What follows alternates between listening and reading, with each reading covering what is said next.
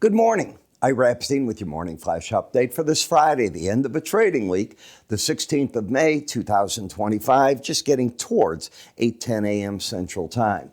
Well, the stock market up in all the indices to start things off. The gold market, well, this is only down $41. You were down nearly $30 more, approaching $70 an ounce.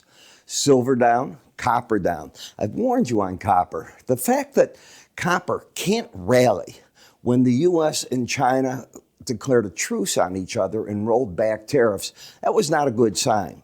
And now what I'm reading is that even at 30% tariffs, shipments to the U.S. compared to before the tariffs should be down. The guesses by analysts are about 30%. And they think that, when things settle out sometime next year, you'll still have a 20% tariff left on China. And that's maybe you get a little bounce from that big decline, but it's nothing to write home about. And that is a problem for the market.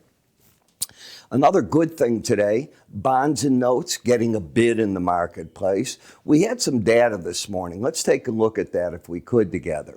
We had the housing starts. So as I said yesterday at my end of the day, I thought the starts would be up because you already have the permits for those. It's the new permits that are the problem, and they're down 4.7%. They expected it only down 2.2. That's more than double what they thought. And it's interesting where the hit is coming. It's single-family homes.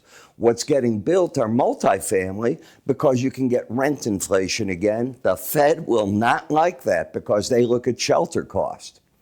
U.S. import and export price data, both up 0.1%. They were looking for less than that. They were thinking that they were both going to be down marginally, so that didn't come in. And in a few minutes here at 9 o'clock, we're going to get the University of Michigan prelim consumer sentiment indices. I want to remind one and all that we're finishing up right now our Mother's Day sale. This is the perfect time for you to take advantage and get 3 months worth of my research for the price of one. In addition, if you go to our website to get that, you're going to see that I also put out for you a report on natural gas. So it's a double whammy this time.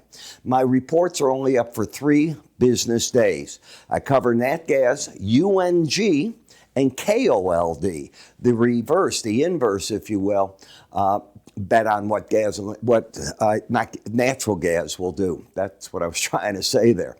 So you get the combination of this by going to the website. You'll see it on the top left. And then you get the combination as you look at the Mother's Day report to take advantage of that. Summing it all up, an interesting trading day. Is anything big happening in energies? Very close to unchanged, not much going on there. Nat gas getting a bounce off the lows. It was down about 5 cents lower than this. And Bitcoin still staying around that 103, 104 area back and forth.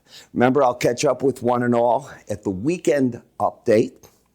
And I'll do those. I don't know if I'll do it tonight or tomorrow, but that's where we review the weekly charts. Look for me then. You have yourself a great trading day.